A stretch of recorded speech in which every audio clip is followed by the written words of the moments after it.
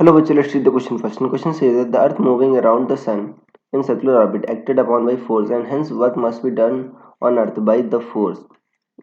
Do you agree with this statement? So, students, सबसे पहले आपको समझना होगा की कंसेप्ट का यूज हो रहा है. सो की कंसेप्ट इज वर्क. देखो बच्चों, वर्क जो डन का जो फॉर्मूला होता है वो होता है force into displacement into cos theta. ये होता है बच्चों.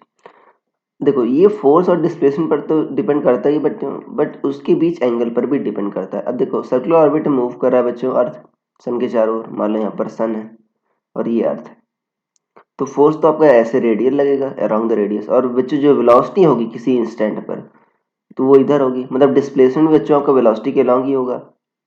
तो फोर्स और डिस्प्लेसमेंट बच्चों देखो ये रेडियस और क्या होता है पेरिफेरी के परपेंडिकुलर होता है. सो इनके बीच एंगल कितना है 90. थीटा कितना है आपका 90. फोर्स और डिस्प्लेसमेंट के बीच एंगल 90 हो गया तो वर्क डन क्या होगा आपका एफ एस कॉस 90. तो क्या होगा बच्चों आपका जीरो आएगा क्योंकि कॉस 90 क्या होता है जीरो. तो बच्चों यहाँ पर आपका वर्क डन नहीं होगा. ये कह रहा है कि hence work must be done on earth by this force. So do you agree with this statement? No, because no work will be done. So हम इससे एग्री नहीं करते क्योंकि बच्चों फोर्स और डिस्प्लेसमेंट के बीच एंगल क्या 90 डिग्री है.